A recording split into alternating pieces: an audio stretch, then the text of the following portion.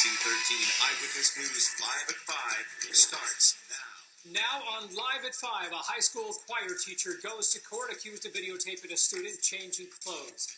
Also, The Aldine Independent School District cell phone policy will be reviewed by one of our reporters on the scene. Thank you for joining us here at Eyewitness News. Today, our educational segment will be about cell phone policies here at Aldine Independent School District. Many parents and students feel that it is unfair for their students to not have their cellular devices available during the instructional period. During this segment, we will interview parents and students and administrators about this policy. So tune in. Aldine I.S.D. cell phone policy allows students to have cell phones, but they must not be visible during the instructional day. Students are also allowed to listen to music through earbuds, but cell phone visibility is still prohibited. We have interviewed students to see how the cell phone policy affects them. So how do you feel about the cell phone policy here at your school? I think it's stupid because you might need your phone in class in case of an emergency. So have you ever had your phone confiscated before? Yes, because it fell out of my pocket and the teacher seen it. And when the teacher took your phone, how long did it take for you to get it back? It took 30 calendar days, and my dad still had to pay $15 for a phone he already paid for. Well, thank you so much.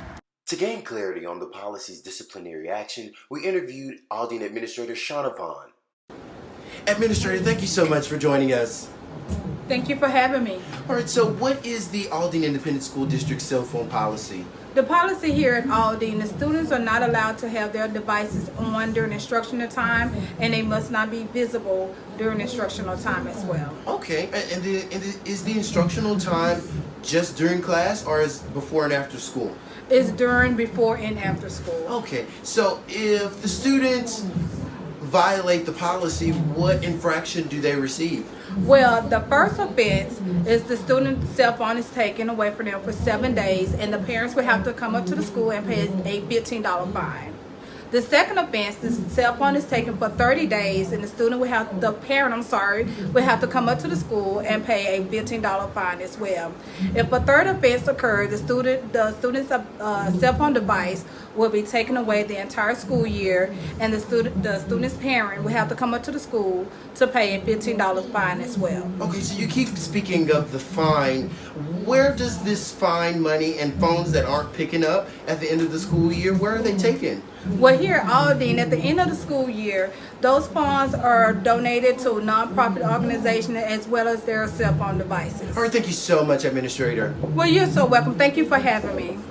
The $15 fee assessed with every offense seems to have parents in this Title I district in an uproar. Listen as this parent expresses her distress. Thank you so much for joining us, ma'am. As a parent, how do you feel about the Aldine Independent School District cell phone policy? Well, first of all, I have a problem with this little cell phone policy because don't nobody around here pay bills but me when it comes to my child's cell phone. So if they take my child's cell phone, I have a problem with it. I pay the bill every month. Even though some parents and students aren't impressed by this policy's disciplinary action, the policy seems to put its stakeholders' safety at the forefront of its mission. School-approved phone lines are available for students and parents in case of an emergency. This is Ernest Branford, and thank you for tuning in to Eyewitness News.